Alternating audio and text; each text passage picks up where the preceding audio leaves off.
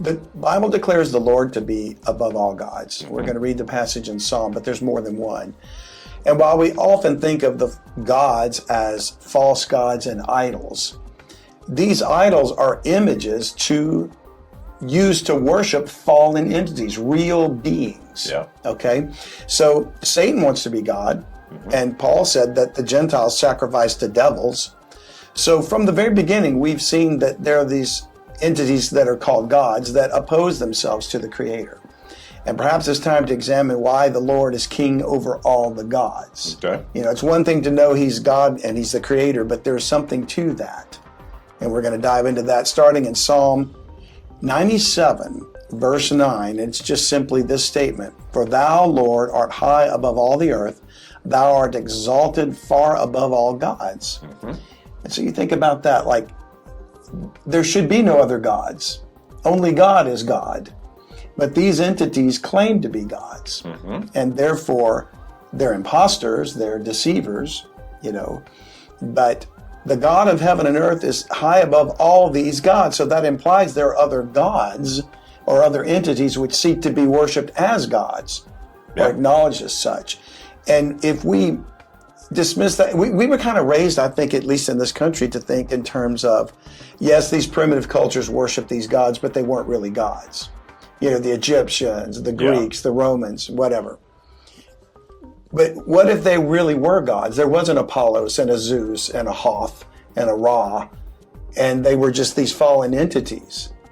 And I think that's what people aren't making the connection. It's back to that whole thing of the spiritual realm. Yeah, I think that's a big part of when Jesus said that knowledge will increase, which I think is a very big statement, right? Right. But that we would start seeing these things like we've seen in the last several probably decades, right? People are starting to notice, and maybe that's because of the power of the internet more than anything else, right? Hey, what is on the side of an Aztec pyramid, right, down in Central America or South America, and what is on the side of those pyramids in Egypt, and what, all these things, and I don't know, we're seeing large beings next to small beings. Well, these cultures that never talk to each other ever, and maybe were thousands of years apart, are all showing the same things, which is kind of quote unquote your smaller G gods, right?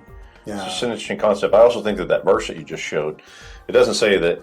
Can you go back to it real quick? Sure. It doesn't say, for thou, Lord, art high above all the earth, thou art exalted far above all men, or anything like above men. It says that you're above the gods. So it's almost like here's men, us, then there's another layer, which we kind of think about anyways, with the angelic realm. And it is. And then maybe there's layers within the angelic realms which I'm sure you're going to dive into, and then there's the Creator, which is the Most High. Right. Right? Yeah. There's a lot of layers there. And there are layers. And this month, Lord willing, we're going to be interviewing Sylvia McKelvey, and we're going to talk about orbs.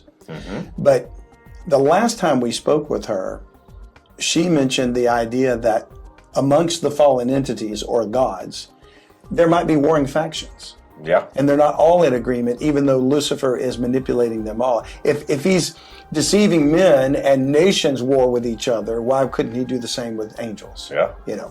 Some are maybe loyal to him or have more allegiance to him, and others might be breakaway groups that think they can get away with something.